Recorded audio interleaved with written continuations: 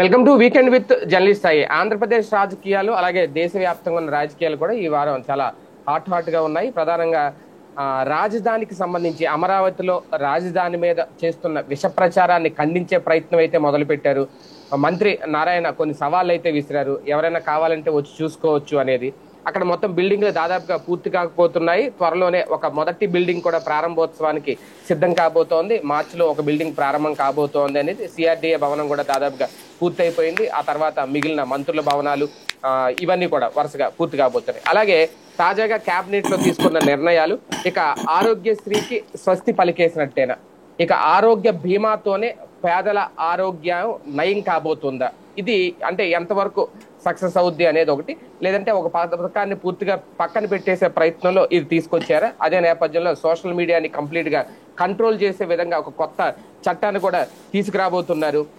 తాజాగా కొన్ని నివేదికలు చెప్తున్నాయి ఎక్కువ శాతం మంది నేరస్తులే మంత్రులుగా ఉన్నారు అనేది. అటు కేంద్రంలోనూ ఇటు ఆంధ్రప్రదేశ్ రాష్ట్రంలో కూడా 22 మంత్రుల వరకు కేసులు ఉన్నాయి అనేది వారి మీద ప్రధానంగా వినిపించిన నేరారోపణలు. మరోపక్క లిక్కర్ స్కామ్ వ్యవహారం, ఇంకో కొత్త కుంభకోణం కూడా వైసీపీ మెడకు చుట్టుకోబోతోందా సహకార బ్యాంక్ రుణాలకు సంబంధించి వాళ్ళు రేజ్ చేసిన అంశం. ఇలా చాలా కీలక అంశాలు ఉన్నాయి. వాటి మీద చర్చించే ప్రయత్నం చేద్దాం. సార్, ముందుగా అమరావతి రాజధానికి సంబంధించి అంటే మొన్న ఎప్పుడైతే అది మునిగిపోతోంది, కొండవీటి వాగు పొంగి నీళ్ళు వచ్చేసినాయి అని ప్రచారం ఎప్పుడైతే చేశారో, ఇప్పుడు దాన్ని సరిదిద్దే ప్రయత్నాలు ఆల్మోస్ట్ బిల్డింగ్ నిర్మాణాలు కూడా ఇప్పుడు సిఆర్డీఏ బిల్డింగ్ నిన్న ఆయన మంత్రి గారు చూపించారు, నారాయణ గారు, ఆల్మోస్ట్ కంప్లీట్ అయిపోయింది. అదే కనుక అయితే ఒక త్వరలో ఒక మొదటి బిల్డింగ్ ప్రారంభోత్సవం అవుతుంది. అంటే రాజధాని పనులు చాలా వేగంగా చేస్తున్నాము అని చూపించే ప్రయత్నంలో మంత్రి గారు మాట్లాడిన మాటలు ఎలా చూడాలి? రొటీన్గా చూడాలి. ఆయన మాట్లాడుతూ ఉంటారు. బేసిక్గా రెండవ విడతలో మొదటి బిల్డింగ్ అనాలి ఇది, అంతే కదా. అంతకుముందు అక్కడ సెక్రటేరియట్ ఉందా, హైకోర్టు ఉందా? తాత్కాలికం అంటే ఏమైనా పడగొట్టేస్తారేంటి? బిల్డింగ్ పక్కనే మిగతాయి పెద్దవి కడతాం కాబట్టి అక్కడ తాత్కాలికం అన్నారు, అంతేగాని బిల్డింగ్ ఏమి ఓడవికేరు కదా, దాన్ని తర్వాత కూల్చేరు కదా. అవి పక్కా భవనాలు అవి వేరే పర్పస్కి వాడతామని చెప్పారు. అప్పుడు అసెంబ్లీ, హైకోర్టు, సచివాలయం ఆల్రెడీ పక్కా బిల్డింగ్లే కదా, అయ్యి ఆల్రెడీ ఉన్నాయి. అయ్యి అదనంగా ఇప్పుడు సిఆర్డీఏ భవనం వస్తుంది. అంటే దాదాపుగా రాష్ట్ర విభజన తర్వాతన సిఆర్డీఏ అంటే విజయవాడలో ఉండేది, ఇప్పటిదాకా మాకు గాంధీనగర్లో ఉంటుంది. దాని పేరేమో విజిటిఎం కూడా ఆఫీస్, కూడానికి కాస్త ఏఎంఆర్డీ అని జగన్ టైంలో చేశారు, సిఆర్డీ అని వీళ్ళు పెట్టుకొచ్చారు. క్యాపిటల్ రీజనల్ డెవలప్మెంట్ అదే ఇప్పటిదాకా విజయవాడలో ఉన్న ఆఫీస్ వచ్చి ఇక్కడికి వస్తుంది. అది ఇక్కడ ఇందులో కాకపోతే విశాలంగా కొంచెం కార్పొరేట్ స్టైల్లో కన్స్ట్రక్షన్ చేస్తున్నారు అనమాట.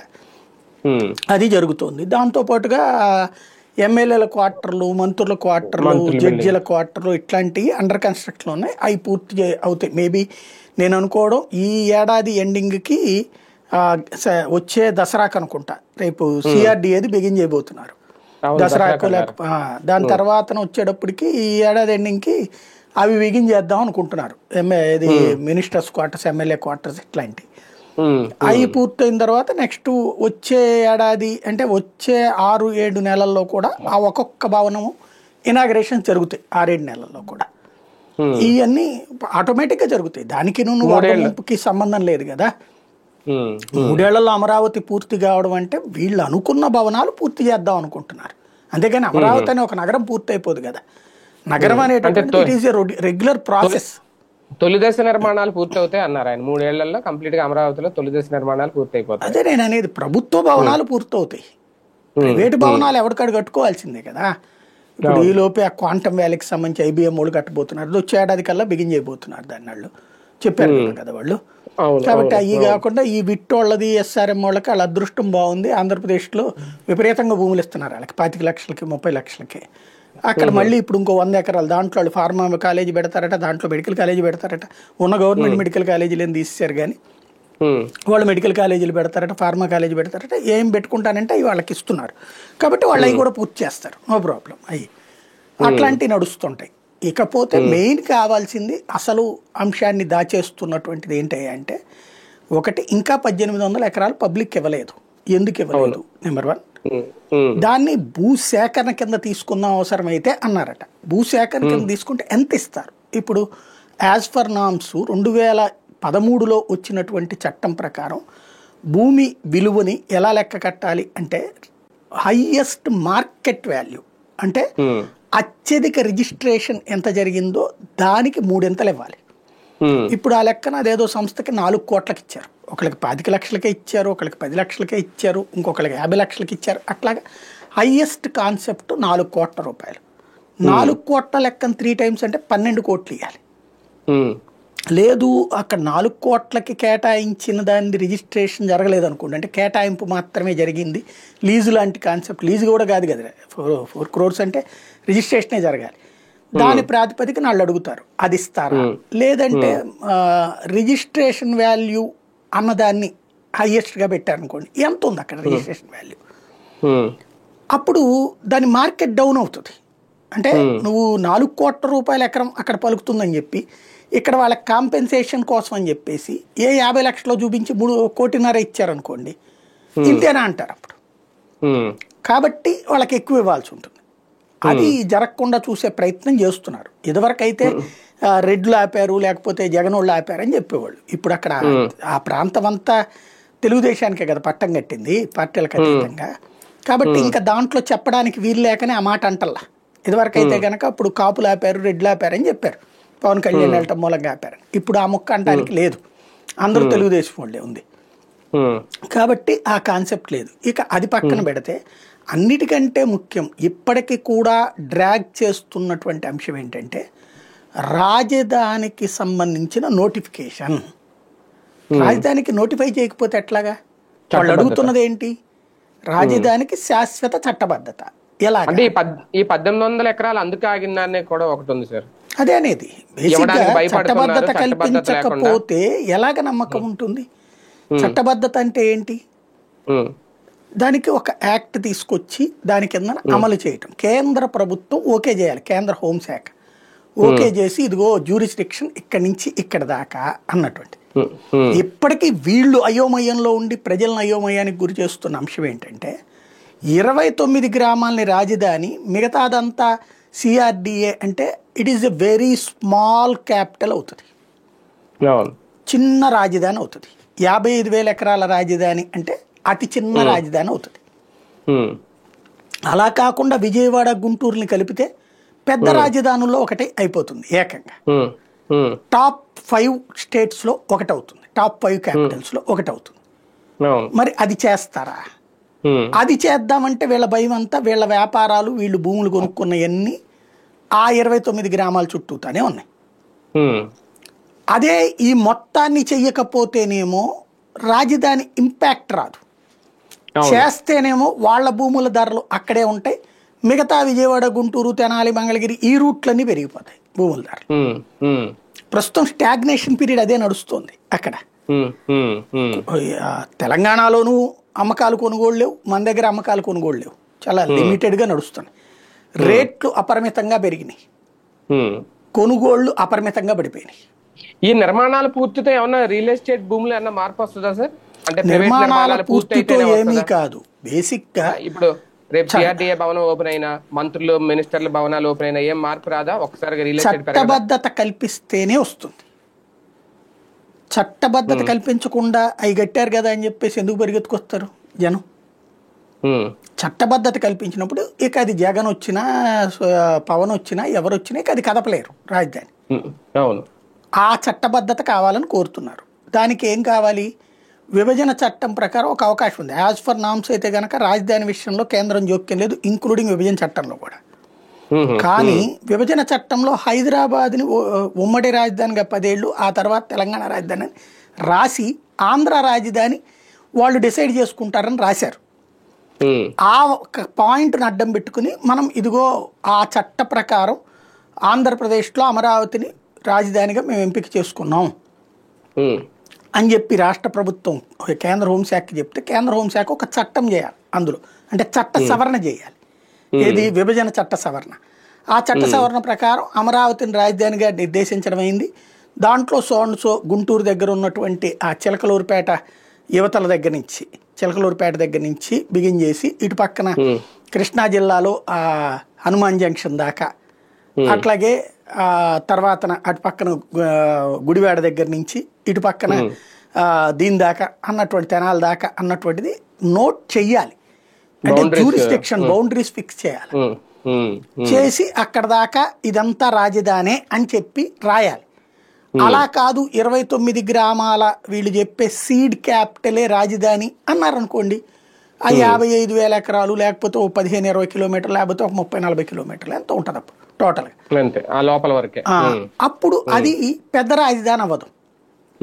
ఒక కేరళకి సంబంధించిన త్రివేంద్రం లేకపోతే గనక అంటే అక్కడ అసలు కొచ్చి పెద్దది, అట్లాగే గుజరాత్ లో గాంధీనగర్, అసలు అహ్మదాబాద్ అక్కడ పెద్దది, అట్లా మిగిలిపోతుంది. అది వీళ్ళ చేతుల్లో ఉంది. దాన్ని ఒక మహానగరాల సరసన చేర్చాలంటే దక్షిణాదే పెద్ద పోటీ కదా మనకి. బెంగళూరు, చెన్నై, హైదరాబాదులు సరసన చేర్చాలంటే బెజవాడ, గుంటూరు చేర్చాలి. లేదంటే కనుక దక్షిణాదిలో కేరళ పక్కన చేరుతాం మనం. కాకపోతే ఇప్పుడు ఇంతకు ముందు పోలవరం ప్రాజెక్టు నిర్మాణం టైంలో ఇలాగే కొన్ని ఆరోపణలు వస్తే అప్పుడు పోలవరం సోమవారం అన్న కార్యక్రమం పెట్టి బస్సులు వేసుకెళ్ళి తీసుకెళ్లి చూపించారు.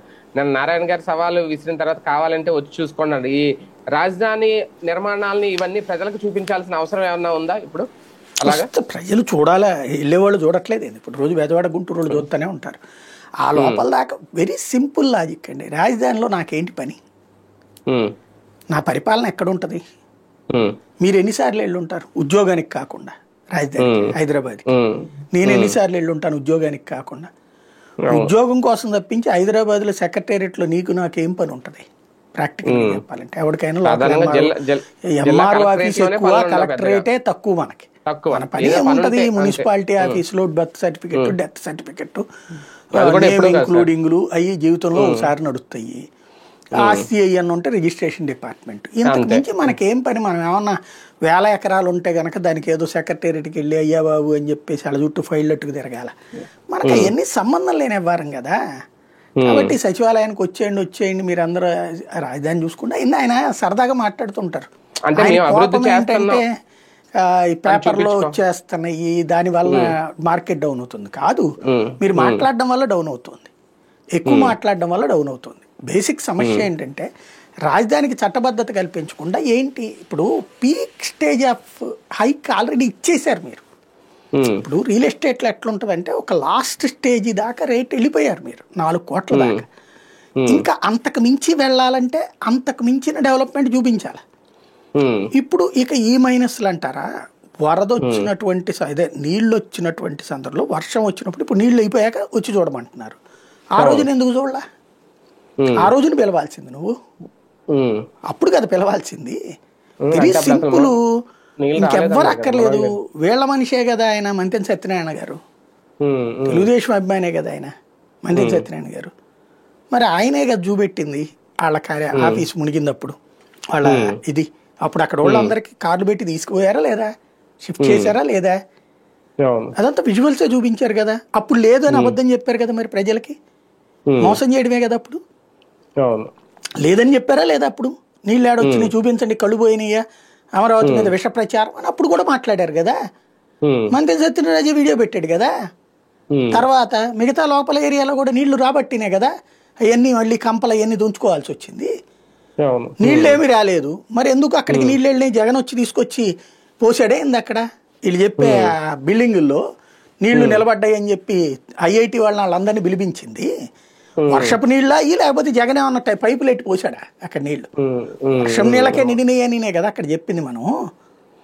అలాగే కొండవీటి మొన్న లేదు, ఎక్కడ నీళ్లు లేదు, మరి ఎందుకు నువ్వు గండ్లు కొట్టావు? నీళ్ళు ఎందుకు అవతలకు పంపించావు? అక్కడ నీళ్లు లేకపోతే అప్పుడు బుడమేరులో కూడా నీళ్లు లేనట్టే. బుడమేరుకి గండి కొట్టాల్సి వచ్చింది కదా, నువ్వే కదా దగ్గర ఉండి చేసింది. ఆ రోజున రోడ్లకు గండి కొట్టి ఆయన 10వ రోజున నారాయణ గారు తిరిగితే అప్పుడు ఆ నీళ్లు పోయినాయి. ఏది నున్న దగ్గర రోడ్లని పగలగొట్టి నీళ్ళని అటుకు పోయేటట్టు చేశాడు ఆయన.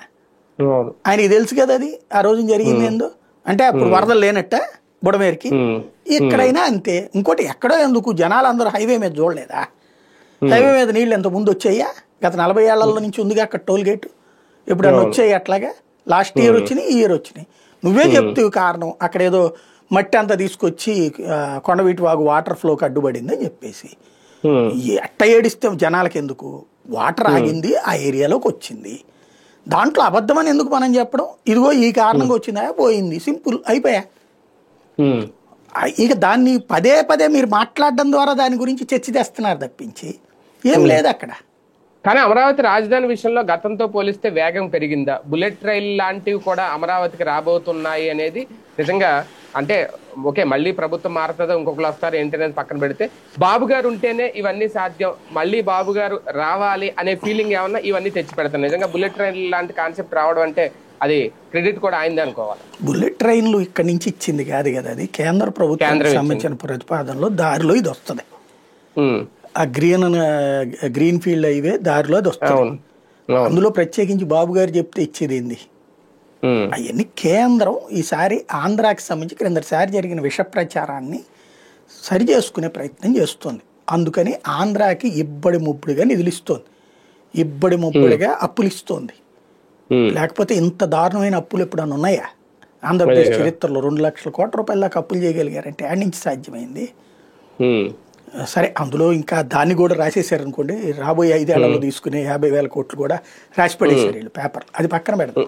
బట్ ఇంత భారీ ఎత్తున అప్పులు అయితే తీసుకుంటున్నారు కదా, ఎఫ్ఆర్బిఎం నిబంధనల కంటే కూడా ఎక్కువే తీసుకుంటున్నారు కదా, ఇక్కడ కార్పొరేషన్ల పేరుతో ఎక్కువే తీసుకుంటున్నారు కదా, సాధ్యం అవుతున్నది కదా. అట్లాగే ఇన్ని రకాలు రోడ్లు, ఇన్నర్ రింగ్ రోడ్డు కేంద్రం వేసి పెడుతుంది, అవుటర్ రింగ్ రోడ్డు కేంద్రం వేసి పెడుతుంది. ఇంత రాజధానిలో వీళ్ళు పెడుతుంది ఎంతండి? 50,000 కోట్లు, అది పెడుతుంది 1,50,000 కోట్ల రూపాయలు కేంద్రం పెడుతుంది, అంతే కదా. ఒక ఇన్నర్ రింగ్ రోడ్డుకి 65,000 కోట్ల దాకా అవుతుంది. Outer ring road, inner ring road కలిపితే 1,00,000 కోట్ల రూపాయలు అవుతున్నాయి పనులు. కేంద్రం చేస్తుంది కదా ఇవన్నీ కూడా. కాబట్టి కేంద్రం అదంతా చేస్తుంది. బాబు గారు కూడా కూటమిలో ఉండటం వల్ల అది ఒక ఫెచ్చింగ్ కూడా అవుతుంది, నో డౌట్. అది కాకపోతే గతంలో ఉన్నటువంటి ఏదైతే నెగిటివ్ ప్రచారం చేసుకొచ్చారు, అప్పుడు ఆంధ్రాకి కుప్పలు దెప్పలు ఇచ్చారు, 12 సంస్థలు ఇచ్చినప్పుడే కదా ఎయిమ్స్తో సహా. కానీ అప్పుడు తప్పుడు ప్రచారం చేశారు వీళ్ళు. కాబట్టి ఈ దఫా వీళ్ళ నోటితోనే చెప్పిస్తున్నారు అన్ని, అదిగో అది ఇస్తున్నాం ఇది ఇస్తున్నాం అని చెప్పేసి. కాకపోతే ఇవన్నీ ఎవరున్నా లేకపోయినా జరిగిపోతాయి, ఆగేవైతే ఏం కాదు. ఎప్పుడు ఇంతకుముందు సర్కిల్ ఫ్లైఓవరు, లేకపోతే కనకదుర్గ ఫ్లైఓవరు, లేకపోతే మచిలీపట్నం ఫ్లైఓవరు చంద్రబాబు గారి టైంలో ప్రారంభమైన ఆగిపోయినాయి. జగన్ వచ్చాక కంటిన్యూ అవ్వలేదా ఏంది? ఎవడొచ్చినా కేంద్ర పథకాలలో ఆకేది ఏది ఉండదు, అవి ఒక నిరంతర ప్రవాహం. రాష్ట్ర స్థాయిలో అభివృద్ధి పరంగా అంటారా అమరావతి జగన్ వస్తే స్లో అవుతుందా అంటే క్రిందసారి ఆపాడు అతను, ఈసారి అతను కూడా చెప్పాలి దాని మీద తన వైఖరి ఏంటి అన్నటువంటిది. లేకపోతే కృష్ణా గుంటూరు జిల్లాలో దెబ్బతింటాడు గట్టిగా. అంటే అప్పుడుతో పోలిచి ఇప్పుడు ఇంకా కొన్ని పనులు కూడా ఎక్కువ అవుతాయి కాబట్టి ఇప్పుడు ఆపితే ఖచ్చితంగా వ్యతిరేకత వస్తుందేమో రైతుల నుంచి కూడా. సార్, తాజాగా కేబినెట్ లో తీసుకున్న నిర్ణయాల్లో ఆరోగ్య బీమా అంటే గతంలో చాలాసార్లు మనం మాట్లాడుకున్నాం, దీని మీద చాలా చర్చలు పెట్టాం, మీరు కూడా చాలా వీడియోలు చేశారు. మొత్తానికి ఇప్పుడు ప్రతిపాదించేశారు, తీర్మానించేశారు కేబినెట్ లో. ఇంకా రేపు పొద్దున్న టెండర్లకు కూడా పిలిచేస్తున్నారు, అయిపోతుంది. అంటే ఎక్కువ నిరుపేదలు, కొంచెం మధ్యతరగతి వాళ్ళు కూడా దీన్ని బాగా ఉపయోగించుకుంటారు. మొన్నటి వరకు రెండు రకాలు చూస్తే ఇందులో ఒకటి ఆసుపత్రులకి ఒక రకంగా ఊరట లభించినట్ట, పేదలకి అప్పటితో పోలిస్తే రేపు ఆరోగ్య బీమా ద్వారా ఆ స్థాయిలో వైద్యం ఎంతవరకు అందుతుంది, ఈ రెండు విషయాలు ఎలా చూడండి. ఒక 6 నెలలు అయ్యాక కానీ దీని మీద మాట్లాడడానికి ఏముండదు. బేసిక్గా ఈ ఆలోచన అయితే ఒక విధంగా రైటు, ఎక్కువగా తప్పు. 70% తప్పు, 30% రైటు. 30% రైట్ అని ఎందుకంటానంటే దీంట్లో ఉట్టి పేదలే కాదు, ధనిక వర్గాలకు కూడా అవకాశం కల్పించారు. 2.5 లక్షల దాకా ఫ్రీ పెట్టారు. ఈ మొక్క నేను మొట్టమొదటి నుంచి మాట్లాడతాను. ప్రతి ఒక్కళ్ళకి హెల్త్ ఇన్సూరెన్స్ ప్రభుత్వం పెట్టండి. అమెరికా, యూరప్ దేశాల్లో ప్రజలకి ఏం ఖర్చు ఉండదు. అది అంటే ప్రజలు కూడా కడతారు హెల్త్ ఇన్సూరెన్స్. అక్కడికి హాస్పిటల్కి వెళ్ళి పద్దాక మనం ఇన్ని లక్షలు అనే ఫీజు ఉండదు. ఇక ఖచ్చితంగా కంప్లీట్గా హాస్పిటల్ అడుగు పెట్టించి బయటకు వచ్చేదాకా మొత్తం ట్రీట్మెంట్ ఆ ఇన్సూరెన్స్ కంపెనీలే. అక్కడ అందుకని ఓ రకంగా వైద్యపు ఖర్చు ప్రజలకు లేదు. ఏడాదికి ఎంతని కట్టేస్తే అయిపోతుంది, వాళ్ళకి సేఫ్ అన్నమాట. ఆ పరిస్థితి ఇండియాలో ఉంటే, మన ఇండియాలో 1,00,000 రూపాయలు ఒక కుటుంబం సంపాదిస్తోందంటే ఇందులో తినటానికి అయ్యే ఖర్చులు మొత్తం కలిపితే ఒక 10,000-15,000 అవుతాయి తినటానికి. ఇంటి అద్దె, మెయింటెనెన్స్ ఇవన్నీ కలిపితే 30,000 అవుతాయి. కానీ విద్య, వైద్యం ఈ తదితర సదుపాయాలకే 70,000 అయిపోతున్నాయి. చేతిలో మిగలట్ల. 1,00,000 రూపాయలు ఉన్నోడికి చేతిలో ఏం మిగలట్ల. ఇక 50,000 ఉన్నోడి బతికేంటి, 25,000 ఉన్నోడి బ్రతికేంటి? ఉమ్, అత్యధికంగా అప్పుల పాలవుతున్నటువంటిది పేద మధ్యతరగతి. ఎందుకు? ఎవరైనా పిల్లల్ని కన్నాక అదేదో కన్నాంలే అని చెప్పేసి పడేయలేరు కదా, అలా వదిలేయలేరు కదా. మంచి చదువు చెప్పించాలనుకుంటారు, అట్లా కుటుంబానికి మంచి వైద్యం చేయించాలనుకుంటారు. ఉమ్, ఇదివరకటి రోజుల్లో, ఇప్పుడు మీరు నేను చిన్నప్పుడు అయితే ప్రభుత్వ స్కూళ్ళే చదివాం, ప్రభుత్వ కాలేజీలే చదివాం, ప్రభుత్వ హాస్పిటల్ దగ్గరికే పోయేవాళ్ళం. అవును. నా జీవితంలో నేను 2 సార్లు చెయ్యి ఇరిగినప్పుడు మాత్రమే private hospital treatment, appendicitis operation. అది కూడా గవర్నమెంట్ హాస్పిటల్లో బెడ్లు ఖాళీ లేవని చెప్పి తీసుకెళ్లి ప్రైవేట్ హాస్పిటల్లో చేర్చారు. మిగతా అన్ని ప్రైవేట్ హాస్పిటల్లోనే. స్కూలు కాలేజీలన్నీ గవర్నమెంట్. ఇదే మిగతా అన్నీ కూడా గవర్నమెంటే, గవర్నమెంట్ కాలేజీ, గవర్నమెంట్ హాస్పిటల్లే అప్పుడు ఇవన్నీ కూడా. ఇవాళ రోజున ఎంత సంపాదించినా హాస్పిటల్కి చదువులకే పోతున్నాయి కదా డబ్బులు. ఈ పరిస్థితి నుంచి ఒక నివారణ కోసం ఆరోగ్యశ్రీ వాళ్ళకు కూడా మధ్యతరగతికి కూడా ఇస్తే బాగుంటుంది అనుకున్నాం. అందులో రేషన్ కార్డులే జగన్ దాదాపు 1,45,00,000 దాకా ఇచ్చాడు కాబట్టి 1,50,00,000 దాకా చాలామంది మధ్యతరగతికి కూడా వచ్చింది. ఎగువ మధ్యతరగతికి కూడా ఇస్తున్నారు ఇప్పుడు వీళ్ళు. 1,67,000 కోట్లు అంటున్నారు. ఆ ఆస్పెక్ట్లో చూస్తే అందరికీ ఇది పనికొస్తుంది. కానీ ఎగువ మధ్యతరగతి వినియోగించుకుంటారా, ఇది చూడాలి. ఎందుకంటే ఈ ఆరోగ్యశ్రీలో వార్డు ఉంటుంది, 10, 25, 30, 50 బెడ్లు ఉంటాయి. అక్కడ ఒక్కొక్కళ్ళు మాత్రమే సహకారానికి అండ ఉండాల్సింది. అంటే ఒకళ్ళని ఎలవ్ చేస్తారు, ఫుడ్ ఆ పేషెంట్కి ప్లస్ ఒక అటెండర్కి కల్పిస్తారు. ఇంకా వేరే మంచం ఏమి ఉండదు. ఓ మంచం పేషెంట్కి, మనం మంచం పక్కన పడుకోవాలి. అది కూడా ఇంత చిన్న ఇరుకు ప్రదేశం ఉంటుంది అనమాట అక్కడ. ఇది ఎబో మిడిల్ క్లాస్ యాక్సెప్ట్ చేయలేరు. అదే ఇప్పుడున్నటువంటి ఈ ఇన్సూరెన్స్ సిస్టమ్లో అయితే రూమ్ తీసుకోవచ్చు, ఈ సిస్టమ్ అంతా ఉంటుంది కాబట్టి ఎలవ్ చేయొచ్చు, వాడుకోవచ్చు. ఆ ఆస్పెక్ట్ లో బెనిఫిట్ 2.5 లక్షలు ఇది ఎబో మిడిల్ క్లాస్. మిగతాది లేబర్కి వచ్చేటికి 25 లక్షలు అని చెప్తున్నారు వైట్ రేషన్ కార్డు. ఇది ఇక్కడ 70% డౌట్ ఏంటంటే, వాస్తవంగా ఇన్సూరెన్స్ కంపెనీల స్వభావం అనేటటువంటిది డిఫరెంట్గా ఉంటుంది. అది లేకుండా నిజంగా మానవత్వంతో ఆలోచిస్తే అద్భుతమైన ప్రయోజనం. ఇప్పుడు ఆరోగ్యశ్రీ సిస్టమ్ ఏంటి, మనకు ప్రాబ్లం రాగానే హాస్పిటల్కి వెళ్ళాం, డాక్టర్ గారు ప్రైమరీ అంచనా వేస్తాడు. ఇప్పుడు కడుపులో నొప్పి వస్తుంది, ఆయన పొట్ట మీద చూస్తాడు, అదంతా చెక్ చేసేసి అవసరమైతే చిన్నపాటి డయాగ్నోసిస్ వర్క్ చేసేసి మీకు సో జబ్బు వచ్చిందమ్మా అని చెప్తాడు. ఆపరేషన్ చేయాల్సి ఉంటుంది అంటాడు. కడుపులో పుండు పడిందనినో, లేకపోతే కనుక కిడ్నీ దెబ్బతిందనినో, లేకపోతే లంగ్స్ తేడా వచ్చిందనినో, గుండె దగ్గర ప్రాబ్లం అనినో చెప్తాడు. చెప్పగానే అదంతా ఆరోగ్యశ్రీ మన ఆధార్ కార్డు తీసిస్తాం, ఆరోగ్యశ్రీ కార్డు తీసిస్తాం. అది తీసుకోగానే హాస్పిటల్ వాళ్ళు అక్కడే ఉన్న ఆరోగ్యశ్రీ డెస్క్ ఉంటుంది, ఆ డెస్క్ వాళ్ళు వెంటనే ఇది నోట్ చేసుకుని హాస్పిటల్ వాళ్ళతో సంతకం తీసుకుని వీళ్ళని చేర్చుకోమని చెప్తారు. వెంటనే హాస్పిటల్లో చేర్చేసుకుంటారు. 24 hours 48 hours పడుతుంది. ఇప్పుడు వాళ్ళకి ట్రీట్మెంట్ ఓకే చేస్తూ అప్రూవల్ రావడం, అప్రూవల్ వచ్చాక వీళ్ళు ఇక మిగతా డయాగ్నోసిస్ చేయించడం. అంటే రూల్ ప్రకారం అన్ని డయాగ్నోసిస్ రిపోర్ట్స్ ఉండాలి అవన్నీ, అప్పుడు చేయించడం. దాని కారణంగా డాక్టర్ ఎక్స్పర్ట్ ఒపీనియన్ ఖచ్చితంగా ఆపరేషన్ చేయాలంటాం. దాన్ని ఇక్కడ ఉన్నటువంటి ఆరోగ్యశ్రీ డాక్టర్లు కూడా ఓకే చేయటం, క్లియర్ చేస్తే ఆపరేషన్ చేస్తారు. ఇది ప్రొసీజర్ ఇప్పటిదాకా ఉన్నటువంటి. ఇన్సూరెన్స్ కంపెనీలది ఎట్లా ఉంటుందంటే, ఇప్పుడు ఫర్ ఎగ్జాంపుల్ ఈ ఏడాది ఇన్సూరెన్స్ కంపెనీలకు అప్పచెప్పారు అనుకుందాం. వీడికి ఇన్సూరెన్స్ కంపెనీల ప్రొసీజర్ ఏంటంటే 3 ఏళ్ల పాటు మనం డబ్బులు కడతా ఉండాలి. ఆ 3 ఏళ్లలో ఏ రోగాలకి వాళ్ళు ట్రీట్మెంట్లు ఇప్పించరు. 3 ఏళ్ల తర్వాతనే, అంటే ఏది ఆపరేషన్ లాంటి సివియర్ వాటికి 3 ఏళ్ల తర్వాతనే మనకి వాళ్ళు పే చేస్తారు. అప్పుడు వాళ్ళు మనల్ని ఒక సరైన కస్టమర్గా చూస్తారు. రెండవది, కొర్రీస్ పెట్టడంలో ఇన్సూరెన్స్ కంపెనీలు అంత దరిద్రం ఇంకెవరు ఉండరు. ఎట్లా ఉంటుందంటే, ఫర్ ఎగ్జాంపుల్ ఇప్పుడు నాకే ఉందనుకోండి, అయ్యా నాకు కిడ్నీలు ఇబ్బంది పడుతున్నానని చెప్పాము మనం హాస్పిటల్లో, డాక్టర్ గారు చెప్పారు. ఇది డాక్టర్ ఇదివరకు ఏంటి, మనది హెల్త్ కండిషన్ చూసేసి ఆయన పొజిషన్ రాసేస్తే చాలు, అయిపోయేది ఆరోగ్యశ్రీ. ఇప్పుడు డయాగ్నోసిస్ చేయించాలి ముందంతా. ఆ డయాగ్నోసిస్ సెంటర్కి పోయి ఆ స్కానింగు, ఆ ఎంఆర్ స్కానింగ్ ఇట్లాంటివన్నీ చేయించుకుని, ఇవన్నీ ఎంత ఖర్చు అయిపోతుంది ఇక్కడ, కనీసం 25,000-30,000 ఖర్చు అయిపోతుంది డయాగ్నోసిస్. అవును అవును ఇదంతా అయ్యాక తప్పనిసరిగా ఆపరేషన్ చెయ్యాలి అని డాక్టర్ చెప్తే ఇన్సూరెన్స్ కంపెనీ వాడు ఇప్పుడు అది ఎన్టీఆర్ ఆరోగ్య సేవకి వస్తుందట, అదే ఈ డెస్క్కి వస్తుందట. అవును, ఎన్టీఆర్ వచ్చాక వీళ్ళు ఇన్సూరెన్స్ కి పంపిస్తారట. ఇన్సూరెన్స్ వాడు ఎలాంటి కొర్రీ పెడతాడంటే గతంలో ఉన్నటువంటి అనుభవం చూస్తే, అంటే వీళ్ళకి ఇప్పుడు అట్లా చేస్తాడో లేదో తెలియదు, అట్లా చేయకపోతే అద్భుతం. అంటే సాధారణంగా ఇన్సూరెన్స్ లో కొన్ని కొర్రీలు ఉంటాయి. ఇన్సూరెన్స్ వాడు కొర్రీ ఎట్లా ఉంటుందంటే, నా దగ్గర ఈ ఏడాదే కదా మీరు తీసుకుంది, మామూలుగా ఇన్సూరెన్స్ తీసుకునేటప్పుడు మనకి ఏ అనారోగ్యం లేదని చెప్తాం, షుగర్ ఉందా లేకపోతే బీపీ ఉందా అని.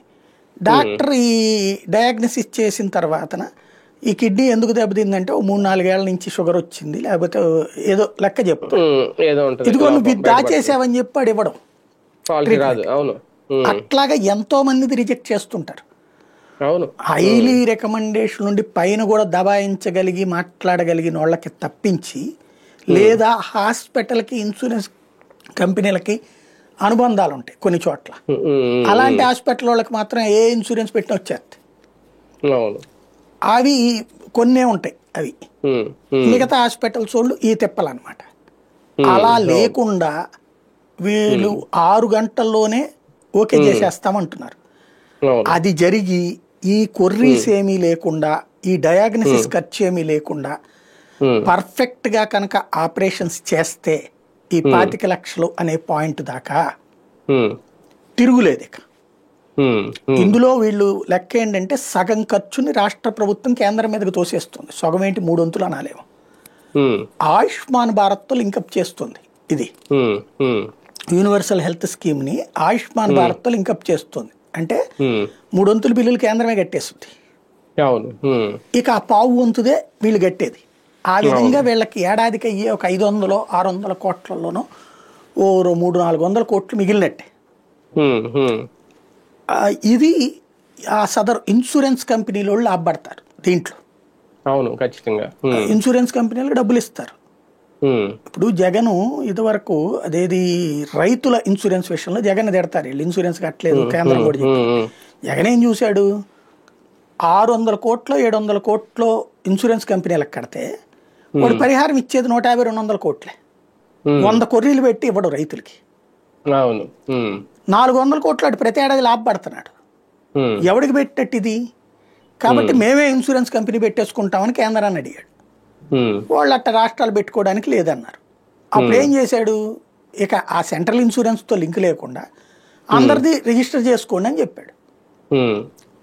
ఈ డబ్బులు ప్రభుత్వం ఇచ్చేసేది, ఆ ఇన్సూరెన్స్ కంపెనీకి కట్టే డబ్బులు రైతులకి ఇస్తే 200 కోట్లు మిగిలిందట.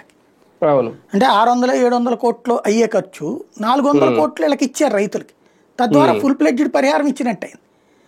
సేమ్ టైం ఆ ఇన్సూరెన్స్ కంపెనీని మేపల. అట్లాగా అందులో లాభం చూశాడు, లాభం సంపాదించి పెట్టాడు రాష్ట్రాన్ని. ఇప్పుడు వీళ్ళు ఇన్సూరెన్స్ కంపెనీకి ఇస్తున్నారు. మనం లెక్కేయాల్సింది ఏంటంటే, ఇన్సూరెన్స్ కంపెనీ అసలు కంటే ఎక్కువ ఇస్తుందా? ఫర్ ఎగ్జాంపుల్ వీళ్ళు ఒక 500 కోట్ల రూపాయలు ఇన్సూరెన్స్ కంపెనీకి ఒక 100 కోట్లు ఇచ్చారనుకుందాం, వాడు 150 కోట్ల ట్రీట్మెంట్లకు ఇస్తాడు డబ్బులు? ఇవ్వడుగా. 25 కోట్లు వచ్చేటప్పటికి ప్రెషర్ పెట్టడం బిగించేస్తాడు, 50 వచ్చేటప్పటికి no no no no no అంటాడు, 70 వస్తే ఇక లేదంటాడు. వీళ్ళు ఎన్ని కంపెనీలతో పెడతారో, మళ్ళీ వీళ్ళకు ఉండే సామాజిక సమీకరణాలు, వీళ్ళ మనుషులు, వీళ్ళ వ్యవస్థ, వీళ్ళకి అందులో మళ్ళీ వ్యవహారాలు చాలా ఉంటాయి, లింకులు. సార్, ఒక రకంగా ఆరోగ్య బీమా పేరుతో ప్రభుత్వం ఏమన్నా ఈ ఆరోగ్యం మీద చేతులు ఏమైనా దులుపుకుంటుందా? అంటే వాళ్ళ మీడియా లెక్క ప్రకారం అయితే అసలు అందరికీ ఆరోగ్యం చేకూర్చే ప్రయత్నం అని నేను అంటుంది. అందుకే తొందరపడి కోయిల ముందే కూర్చొని మనం అనొద్దు, చూద్దాం. అంటే ఆరోగ్యం మనం ఓకే అది ఏంటనే చూద్దాం. కాకపోతే ఆరోగ్యశ్రీ విషయంలో ప్రత్యక్షంగా మనం చూసాం, నేను కూడా చాలా చూశాను. ఎందుకంటే ఇప్పుడు మీరు చెప్పిన దాంట్లో ఎమర్జెన్సీ కేసెస్ లో సార్ ఒక్కొక్కసారి వాళ్ళు ఇమీడియట్ గా కూడా అప్రూవల్ చేసి ట్రీట్మెంట్ చేశారు. నేను స్వయంగా చూశాను, నాకు సంబంధించిన కేసుల్లో కూడా చూశాను. నేను పెద్ద లేట్ అయితే చేయలేదు. ఇప్పుడు ఆరోగ్య బీమా వచ్చేసరికి వీళ్ళే చెప్తున్నారు 6 గంటలు పడుతుందని. కొన్ని ఎమర్జెన్సీ కేసెస్, ఇప్పుడు హార్ట్ స్ట్రోక్లు ఎలా ఉంటాయి, వాళ్ళకి అంత టైం ఉండదు. అలాంటప్పుడు ఇప్పుడు రేజ్ అవుతున్న డౌట్ ఇదే, అలాంటి సిచ్యువేషన్స్ లో రేపొద్దున్న ఇబ్బంది అయితే ఏంటి, చేతులు ఎత్తేస్తారా? ఇప్పుడు మీరు 2.5 లక్షలు ఇచ్చేది వాళ్ళకి పర్సనల్ గా కొన్ని పాలసీలు ఉంటాయి సార్, దీని మీద ఆధారపడే వాళ్ళు ఆ స్థాయిలో కొంచెం తక్కువ మంది ఉంటారు. ఇప్పుడు 4,000 రూపాయలు 6,000 కడితే ఏడాదికి అయ్యో రకరకాల ఐసీఐసీ, లాంబార్డ్ ఇలా రకరకాల ఇన్సూరెన్స్లు ఉన్నాయి. దాంట్లో కూడా ఉంటారు, దాన్ని క్లెయిమ్ చేసుకుంటారు అవసరమైతే. కానీ ఇక్కడ పేదల విషయానికి వచ్చేసరికి వాళ్ళకి ఆ ఛాన్స్ ఉండదు.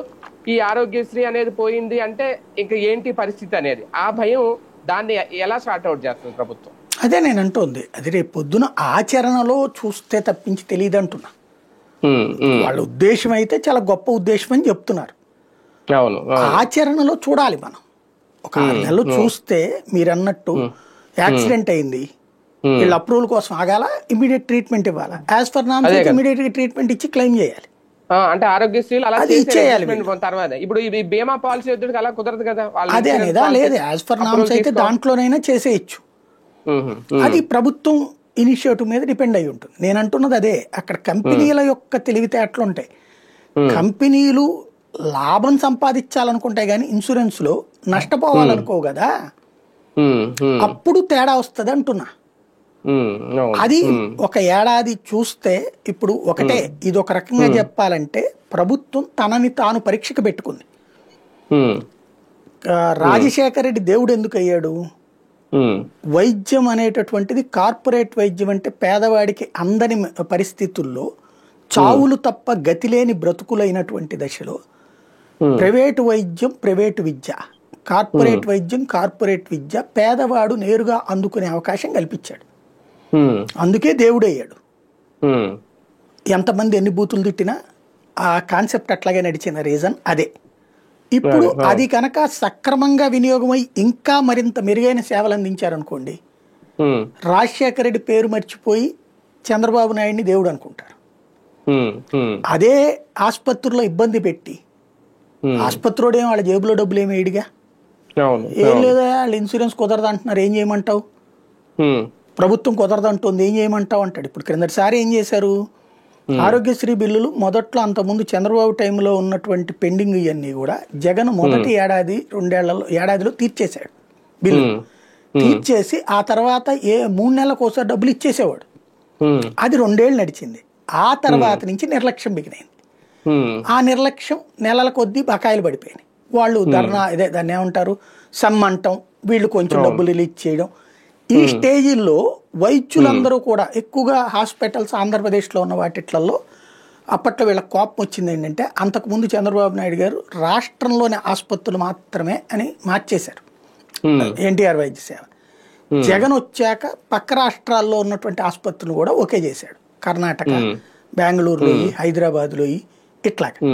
అక్కడ కూడా ఆంధ్ర తరపున అక్కడ ఇవి ఉండేవి అనమాట ఆరోగ్యశ్రీ.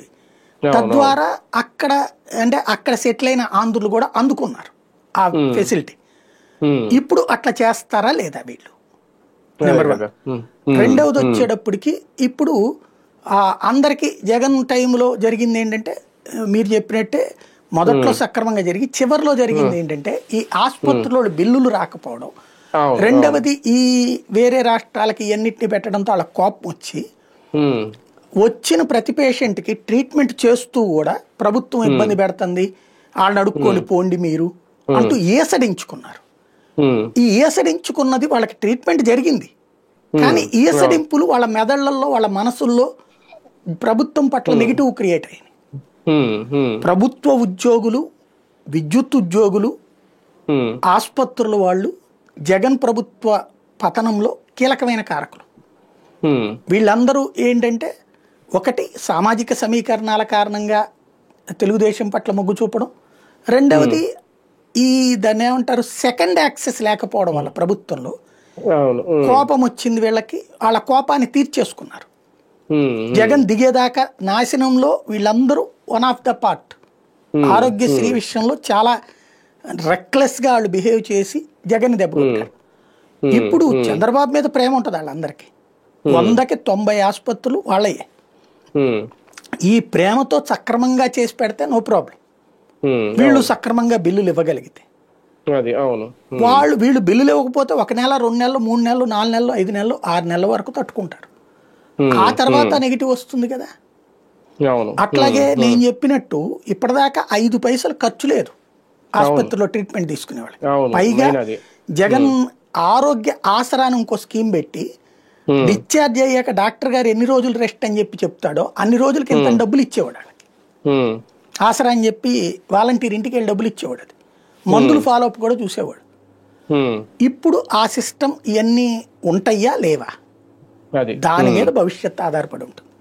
ఇక ఇందులోనే మరొక అంశం కూడా, ప్రైవేట్ కాలేజీలు ఇంకా కంప్లీట్ గా వైద్యం మెడికల్ కాలేజీలు అనేది కంప్లీట్ గా ప్రైవేట్ పరం కాబోతున్నాయా? ఇంకా ఆ నిర్ణయం కూడా అది మాత్రం ఒక రకంగా చెప్పాలంటే చారిత్రక తప్పిదం, నీచాతి నీచమైన దుర్మార్గాతి దుర్మార్గమైన నిర్ణయం. ఈ నిర్ణయంతో సార్ భవిష్యత్తులో కూడా ఇంకా ప్రభుత్వ మెడికల్ కాలేజీలు రావని కూడా మనం ఫిక్స్ అయిపోవచ్చు. అంతే, అంటే ఈ చంద్రబాబు గారు ఉన్నంత వరకు ప్రైవేట్ మెడికల్ కళాశాలలు రావు.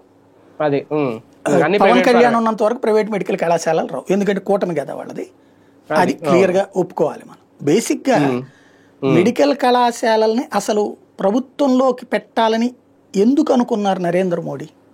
ప్రతి జిల్లాకు ఒక మెడికల్ కళాశాల ఎందుకు ఇచ్చారు?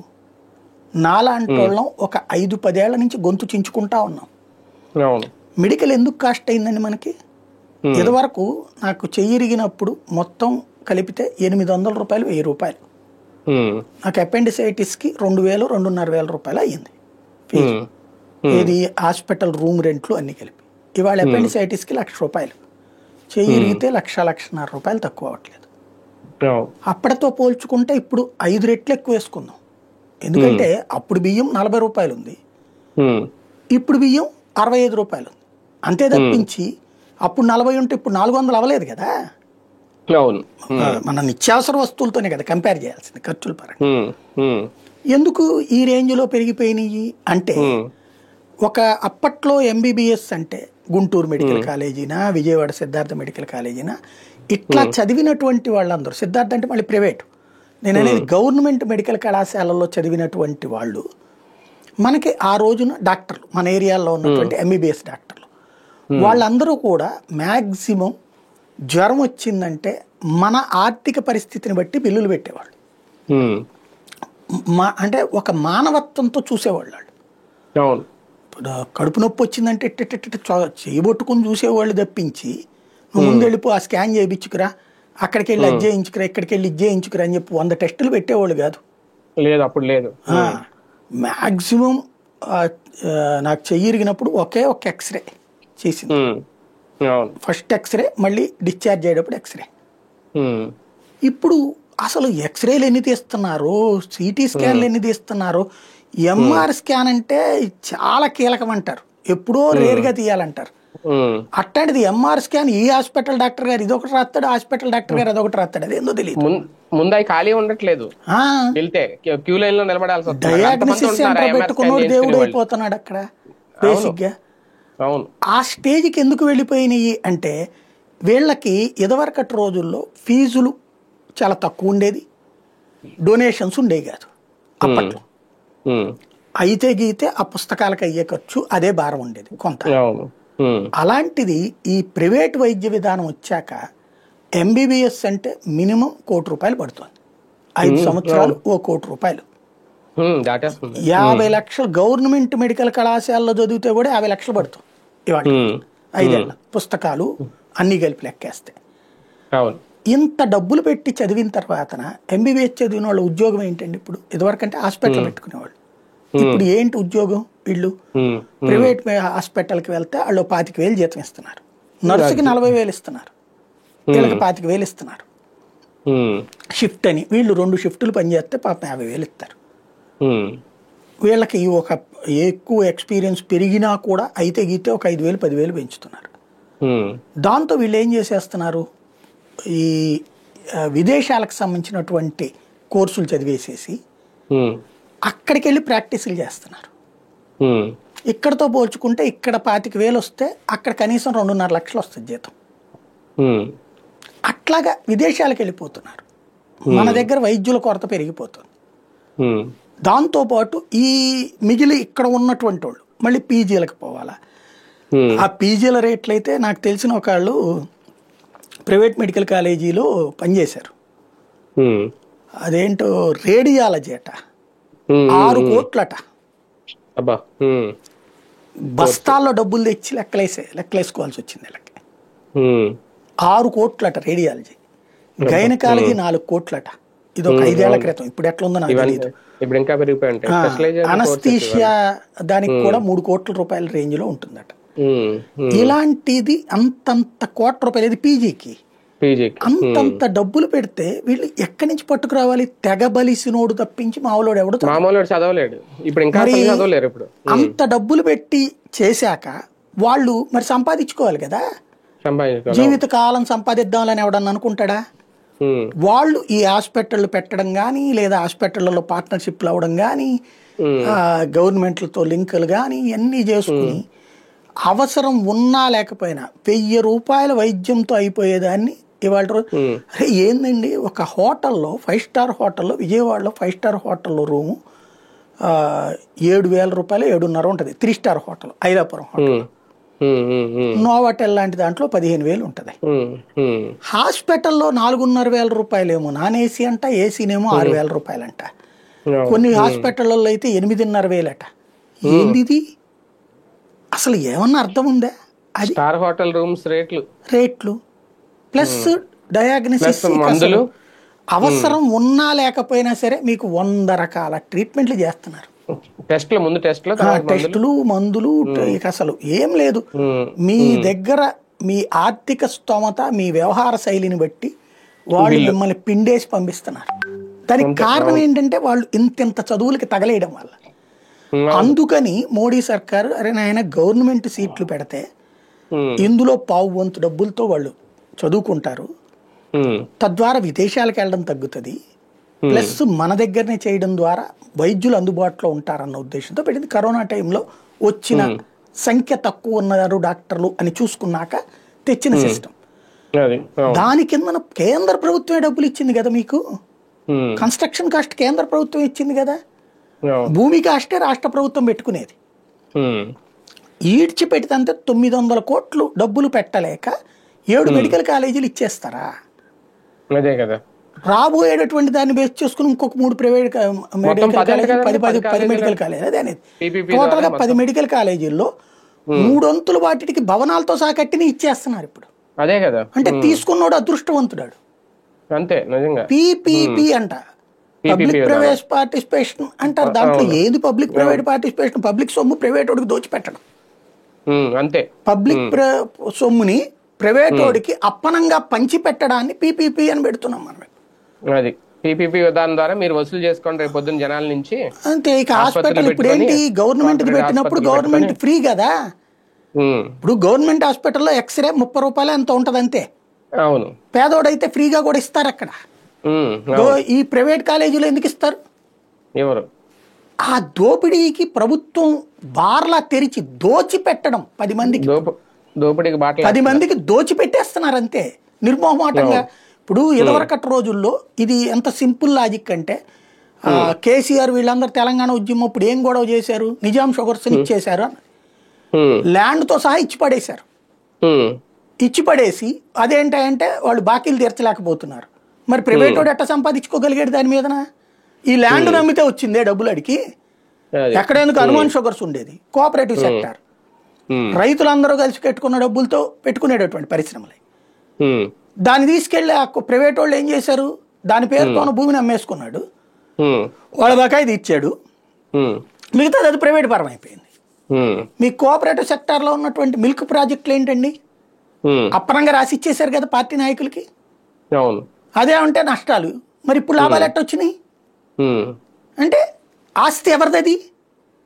రైతులు ప్రతి ఏడాది కూడా ఒక రోజున పాలకి డబ్బులు కట్టించుకోకుండా ప్రభుత్వానికి ఇచ్చిన డబ్బులు అయ్యి కోఆపరేటివ్ సెక్టార్లో. అట్లాంటి వాటిటన్నిటి తీసుకెళ్లి జనం సొమ్ముని ఇచ్చిపడేశారు కదా. ఇప్పుడు మెడికల్ కాలేజీలు ఇచ్చేస్తున్నారు. ఇది ఓ రకంగా చెప్పాలంటే పెద్ద అవినీతి.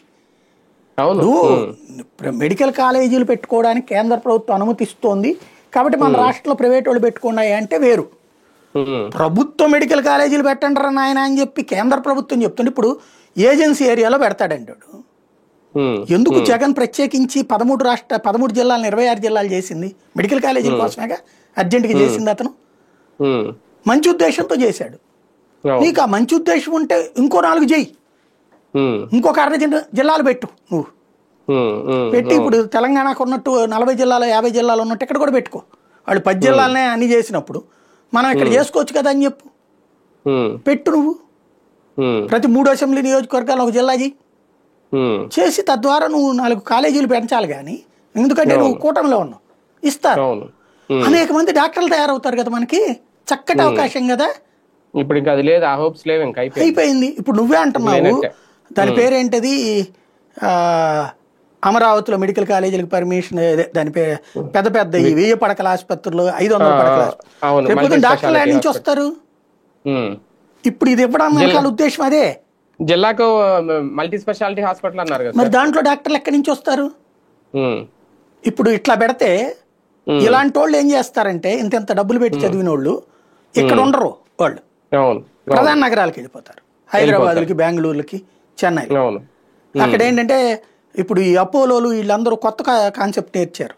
మెడికల్లో పెద్ద సిస్టమ్, అంటే తెలివిగా ఎలా మార్చుకోవచ్చు అంటే విదేశాల్లో ఉన్న యూనివర్సిటీలతో టైఅప్ పెట్టుకుంటారు, సర్టిఫికెట్ విదేశంలో వస్తుంది.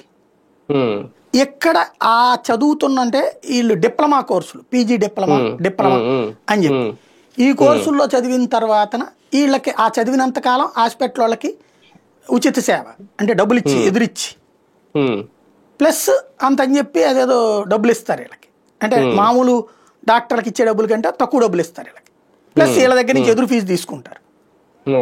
ఆ తర్వాత ఆ దేశాల్లో ఉద్యోగాలు చేయొచ్చు అనేటటువంటి ఒక ప్రాతిపదికన ఇప్పుడు అనేక మంది వెళ్ళిపోతున్నారు. అట్లా ఇప్పటికే ఇక్కడ చదువుకోలేక చైనా వెళ్ళిపోతున్నారు, ఎంబీబీఎస్ చేయడానికి అది దొరక్క ఇప్పుడు ఇంకొంచెం నాశనం చేస్తున్నాం మనం. నిజంగా విజన్ ఉంది అంటే 100 మంది డాక్టర్లను 1000 మంది డాక్టర్లను చేసేటటువంటిది విజన్ అంటారు. 1000 మంది పేదల్ని డాక్టర్లను చేయడం మానేసేసి 1000 మందిని ధనవంతుల్ని డాక్టర్లను చేయడం విజన్ అంటారు. నాకైతే అర్థం కాలేదు అది. అదే ఇదేనేమో విజన్ 2047 అంటే అదే కొత్త విజన్ ఏమో. రైట్ సార్, ఇదే టైంలో సోషల్ మీడియాని కంప్లీట్ గా కంట్రోల్ చేయాలనుకుంటున్నారా? దానికి సంబంధించి కూడా ఒక ప్రత్యేక చట్టం తీసుకోవచ్చు. మొన్న మధ్యన పవన్ కళ్యాణ్ గారు మాట్లాడుతున్నారు, ఈ మధ్యన ఈ సోషల్ మీడియాని కంట్రోల్ చేయాలి, విపరీతమైన విషప్రచారం చేస్తున్నారని. స్వయంగా చంద్రబాబు నాయుడు గారు ఈ మధ్యన రిపీటెడ్ గా బాబు గారు ఎక్కువ మాట్లాడారు ఈ మధ్యకాలంలో. దానికి ఆలోచించే ఇప్పుడు అంటే ఇది ఎలా చూడాలి? చట్టం తీసుకురావడం ప్రత్యేకంగా కంట్రోలింగ్ కోసమా? ఓకే, అందరికీ వర్తిస్తుంది అనుకోండి, కానీ అధికార పక్షానికి ఎలా ఉంటది, విపక్షానికి ఎలా ఉంటది, ఏ చట్టం వచ్చనేది ఓపెన్ గా అందరికీ తెలుసు. ఎవరిని అణచివేయడానికి సిగ్గుపడాలి, ఆ చట్టం తేవాలన్న ఆలోచనకే సిగ్గుపడాలి. చట్టం ఎప్పుడు కావాలంటే ఆప్షన్ లేనప్పుడు కావాలి. మనకి జర్నలిజం ఫార్ములా ఎలా ఉంటుంది? యాక్చువల్గా మీరు ఒక వ్యవస్థ మీద ఆరోపణ చేస్తూ ఒక వార్త రాస్తున్నారు, రాసేటప్పుడు యాజ్ ఫర్ నామ్స్ మీకు ఏం చెప్పారు?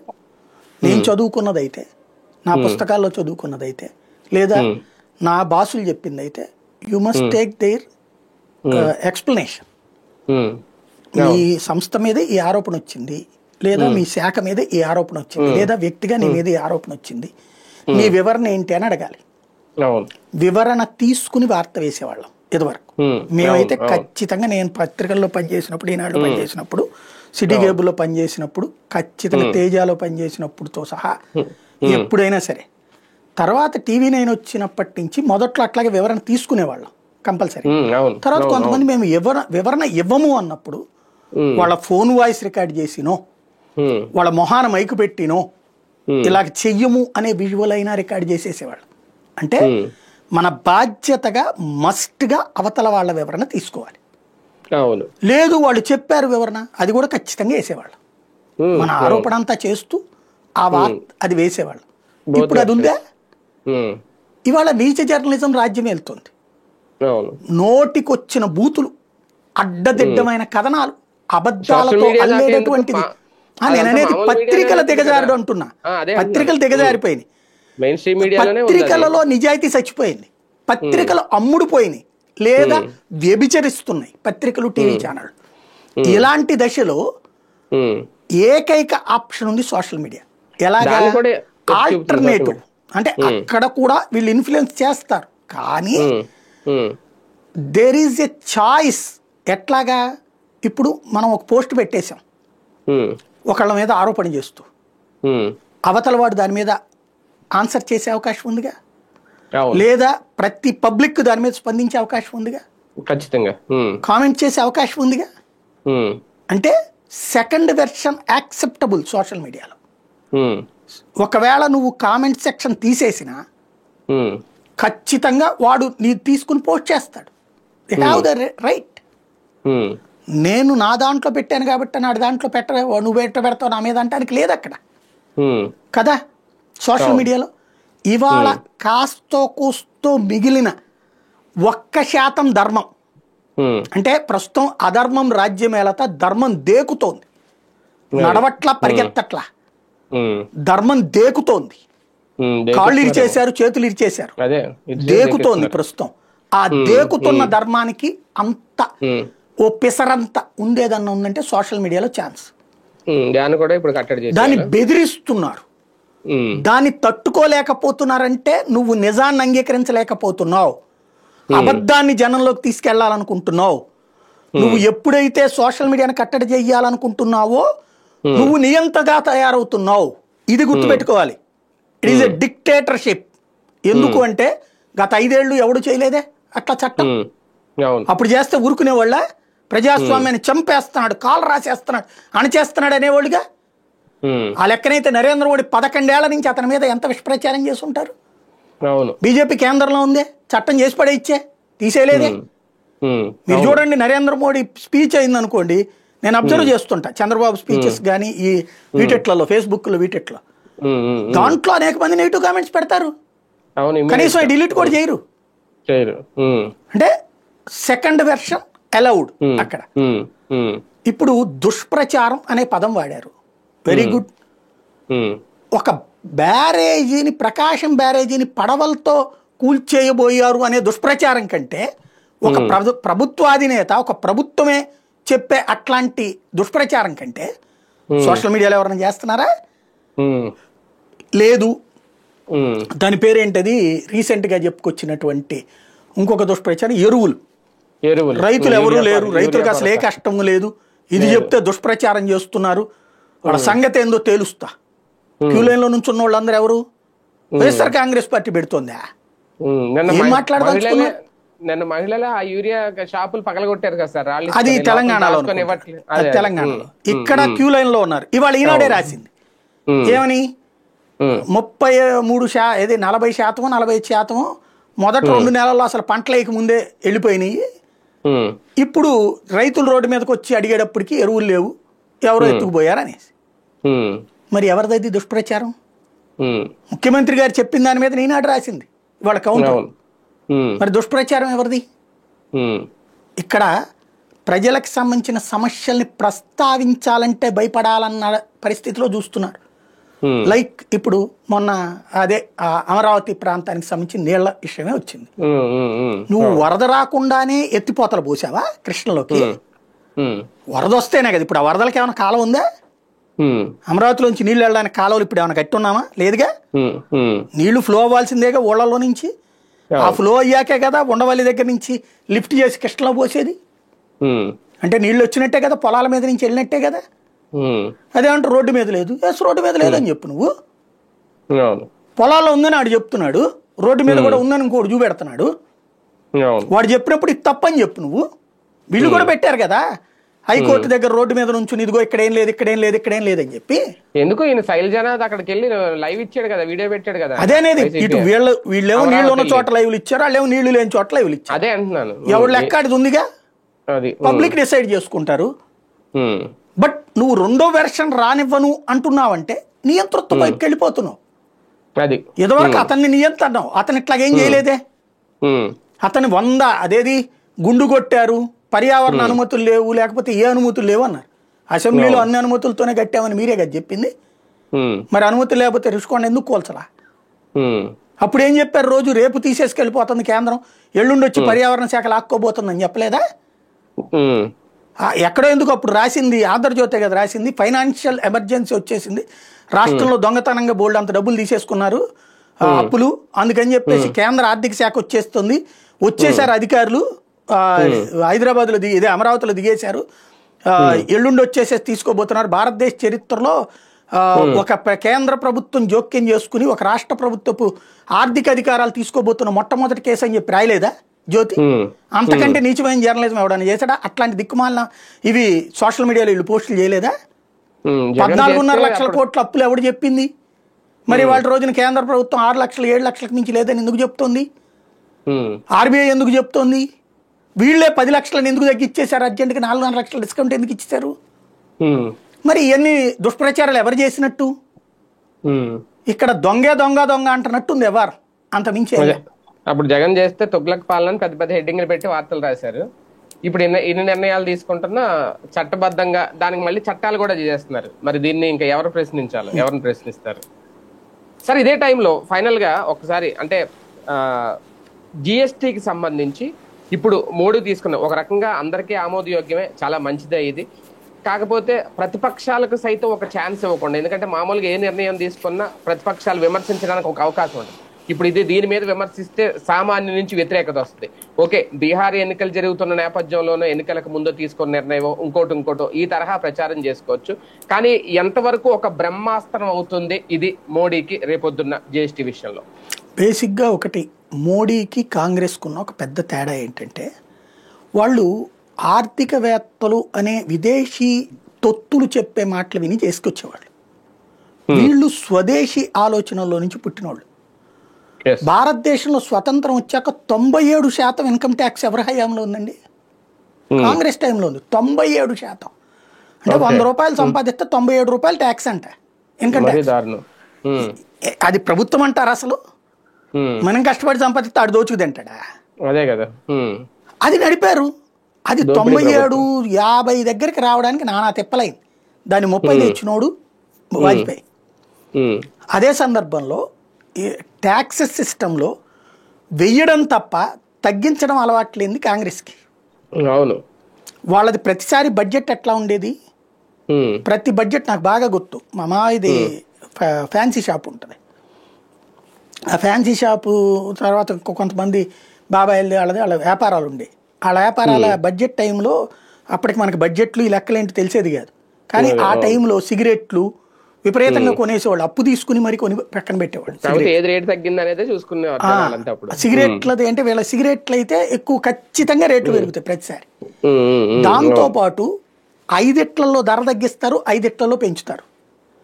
ఇప్పుడు అసలు బడ్జెట్ వచ్చినప్పుడు ఎవడన్నా పట్టించుకుంటున్నాడండి? రాష్ట్రాల బడ్జెట్ కానీ సెంట్రల్ బడ్జెట్ కానీ లేదు, ఎవడు పట్టించుకోవట్లేదు. ఎందుకంటే బడ్జెట్ అనేది వాళ్ళ జమా పద్దులు లెక్క. ఈ ధరలన్నీ కూడా జిఎస్టీతో లింక్ అయ్యి ఉన్నాయి.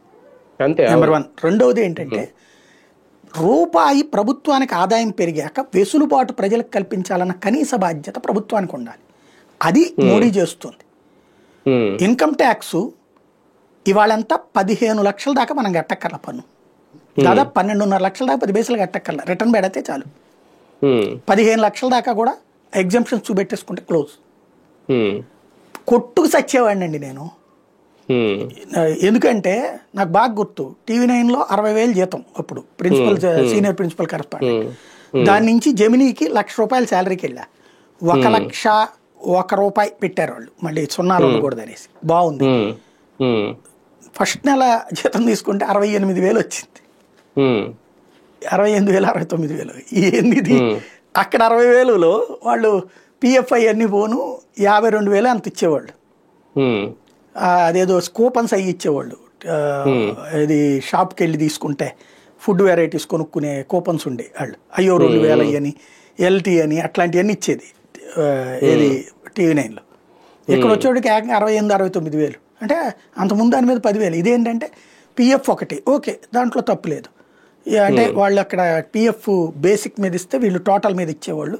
ఆ లెక్కన 12% తీసుకుంటున్నారంటే ఓకే, గుడ్, తప్పలేదు అనుకుంటాం. కానీ మిగతాదంతా ఇన్కమ్ ట్యాక్స్ 30%. ఎందుకు? అబౌవ్ 10 lakhలో ఉన్నాను కాబట్టి, ₹1,00,000 కాబట్టి 12 లక్షల రూపాయలు. 10 లక్షల పైన ఉంటే ట్యాక్స్ 30%. అసలు పిసికినట్టుండేది గుండెకాయ. 1,69,000 రూపాయలు జీతం నాకు. నేను దాంట్లోంచి బయటకు వచ్చేసేటప్పుడు నా చేతికి 1,03,000 వచ్చేది. పిఎఫ్ కావచ్చు, ఈ ట్యాక్స్ కావచ్చు, ఇవన్నీ పోను కట్ చేసి మరి చేతికి ఇస్తారు మనకి. అప్పుడు ఏంటిది అని బాధ ఉండేది. ఇవాళ చూస్తే 15 లక్షల దాకా ట్యాక్స్ లేదు. ఎంత ప్రశాంతం అండి. సాఫ్ట్వేర్ ఇంజనీర్లలో 3/4 మంది బతికేస్తున్నారు ఇప్పుడు. కార్పొరేట్ ఎంప్లాయీస్ 3/4 మంది బతికేస్తున్నారు.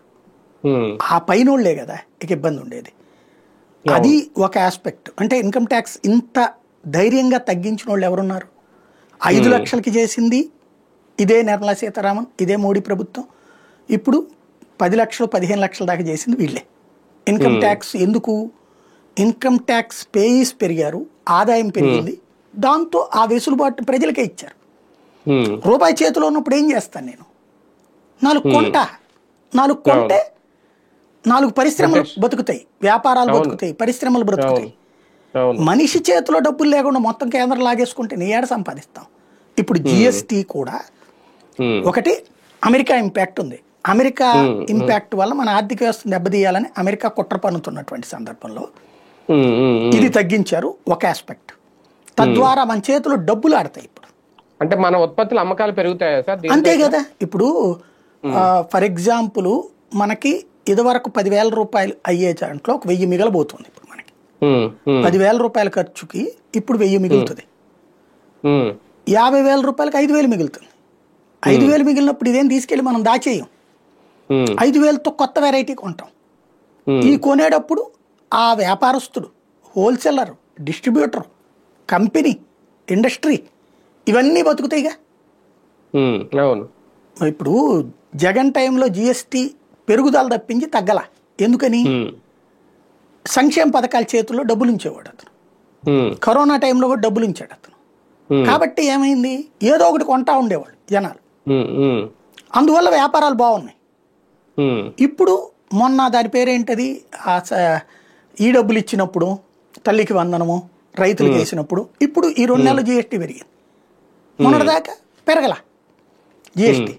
చేతిలో రూపాయి ఉన్నప్పుడు పబ్లిక్ ఖర్చు పెడతారు, లేనప్పుడు యాడ్ నుంచి ఖర్చు పెడతారు. ఇప్పుడు ఈ రూపాయి ధనికులకు కాదే, మధ్యతరగతికి మిగులుతోంది, పేదలకు మిగులుతోంది. కాబట్టి ఈ రూపాయి చేతిలో ఆడటం వలన ఎక్కువగా మళ్ళీ కొనుగోళ్లు, అమ్మకాలు జరుగుతాయి. తద్వారా మళ్ళీ జీడిపి వస్తుంది. ప్లస్ ఇండస్ట్రీస్ పెరుగుతాయి, ఇండస్ట్రియల్ గ్రోత్ పెరుగుతుంది. అది ఇప్పుడు మోడీ ప్లానింగ్. రెండవది ఏంటంటే ఆదాయం పెరిగింది వల్లనే ఇచ్చాడు ఇక్కడ. ఇది గుర్తుపెట్టుకోండి. అమెరికా అనేది ఒక చిన్న ఆస్పెక్ట్. మెయిన్ ఏంటంటే ఇదివరకు అది అనుకున్నప్పుడు వీళ్ళు ఎంత వేసుకున్నారు లెక్క. ఇదివరకు మీరు నాకు తెలిసి, నేను షాపుల్లో కూడా పనిచేశాను కాబట్టి నాకు బాగా గుర్తు. 1,00,000 రూపాయలు బిజినెస్ చేస్తే 1000 పక్కన 2 చుక్కలు పెట్టేవాళ్ళు బిల్లులో చూపెట్టడానికి. అక్కడ 1000 పక్కన 2 చుక్కలు అంటే ఎంత? 1000 రూపాయలు చూపెడుతున్నారు ప్రభుత్వానికి. ఎందుకు? ట్యాక్సెస్ అంతంత ఉండడం వల్ల. ఇవాళ రోజున మనం డిజిటలైజేషన్ వచ్చేసాక అంతా నడుస్తుంది. ఇవాళ జిఎస్టీ ఎలాగొచ్చింది? 1,00,000 అనుకున్నది ఇవాళ 1,50,000, 1,70,000, 1,80,000 కోట్ల దాకా వస్తుంది ఏడాది. ఇదే నెలకి, ప్రతి నెల అంత డబ్బులు వస్తున్నప్పుడు ఆ వెసులుబాటుని ప్రజలకు 40,000 కోట్లు తగ్గిస్తున్నారు. 40,000 కోట్లు నెలకి ప్రజలకు ఇస్తున్నారండి ఫ్రీగా. ఇది ఇక్కడ తేడా, వెనక్కి ఇస్తున్నారు. కాబట్టి ఇది దేశ ఆర్థిక వ్యవస్థకి ఒక పెద్ద బూస్ట్ అని చెప్పాలి. ఎన్నికలను దృష్టిలో ఉంచుకొని ఈ నిర్ణయం తీసుకున్నారు అనేది ఎంతవరకు వాస్తవం? నేను అనుకోవట్లేదు. ఎన్నికలకైతే గనక ఇంకా బీహార్ ఎలక్షన్స్, బీహార్ అనేటటువంటి పార్ట్లో ఇది పెద్ద ఇంపాక్ట్ ఉండదు. బేసిక్గా ఇది ఎన్నికల దృష్టిలో పెట్టుకుని తీసుకునేది కాదు. ఎర్రకోట మీద నుంచి ఆయన చెప్పాడు. అట్లాగే క్రిందటిసారి ఎన్నికలకు ముందు చెప్పారు ఇన్కమ్ ట్యాక్స్ తగ్గిస్తామని, అప్పుడు తగ్గించారు కదా. వాళ్ళు అనుకున్నది చేస్తారు. చెప్పలేము. ఇప్పుడు ఆ లెక్కనైతే గనక ఇన్కమ్ ట్యాక్స్ తగ్గించాక మొన్న 240 సీట్లే వచ్చేలా. ఇన్కమ్ ట్యాక్స్ అంతకుముందు తగ్గించారు కదా, తగ్గించాక కూడా సీట్లు తగ్గినాయి కదా వీళ్ళకి. అంటే నిత్యావసరాల ధరలు తగ్గినాయి అంటే సాధారణ ప్రజల్లో ఖచ్చితంగా ఎఫెక్ట్ ఉంటుంది. నిత్యావసర ధరలు ఇంపాక్ట్ కాదండి. ఇప్పుడు నిత్యావసర వస్తువుల్లో బియ్యాలు, పప్పులు, ఉప్పులు ఇవన్నీ రొటీన్ గా నడుస్తుంటాయి. అది లోకల్ మార్కెట్లు వీటి మీద. ఇవన్నీ ఆ పైన ఉండేటటువంటిది. ఇప్పుడు టూత్ పేస్ట్ రూపాయి తగ్గింది, షాంపూలకు తగ్గినాయి, ఇట్లాంటివన్నీ కూడా ఒక కాన్సెప్ట్ అనమాట. అది అంటే మెయిన్ మిడిల్ క్లాస్ వాళ్ళకి కూడా, మిడిల్ క్లాస్ కి ఒక 50,000 సంపాదించుకునే వాళ్ళకి 5,000 మిగులుతుందండి. ఓ 10-20,000 ఖర్చు పెట్టే వాళ్ళకి ఒక 1,000-1,500 మిగులుతుంది. ఆ కృతజ్ఞత ఉంటుందా లేదా అనేది చెప్పలేము. అదే కదా, అదే కదా. Right right. చూద్దాం. మొత్తానికి ప్రధానంగా ఈ వారంలో చాలా అంశాలే ఉన్నాయి. అయితే కీలకమైనది ఆరోగ్య బీమాకు సంబంధించి ఎంతవరకు రేపొద్దున్న అది అమల్లోకి వచ్చిన తర్వాత అది ఎంతవరకు ఒక మంచి సదుపాయం అవుతుంది, లేదంటే కేవలం వైఎస్ఆర్ మార్క్ తొలగించేయడానికి ఆరోగ్యశ్రీని పక్కన పెట్టేశారా, ఇక వైద్యం కూడా మరింత కాస్ట్లీ కాబోతుందా, పూర్తిగా పీపీపీ విధానం ద్వారానే 10 మెడికల్ కాలేజీలు రేపు పొద్దున వస్తే కనుక ఎంతవరకు ఇంకా ప్రభుత్వ మెడికల్ కాలేజీలు అనేవి లేకపోతే అది ఎంతవరకు ఎఫెక్ట్ చూపిస్తుంది? ఈ అంశంలో అయితే మొత్తం రాష్ట్రంలో ఏం జరగబోతోంది, ప్రజల నుంచి ఎలాంటి స్పందన వస్తుంది, ఇవన్నీ వేచి చూడాల్సిన అంశాలు. ఇది వాళ్ళ వీకెండ్ విత్ జర్నలిస్ట్ సాయి.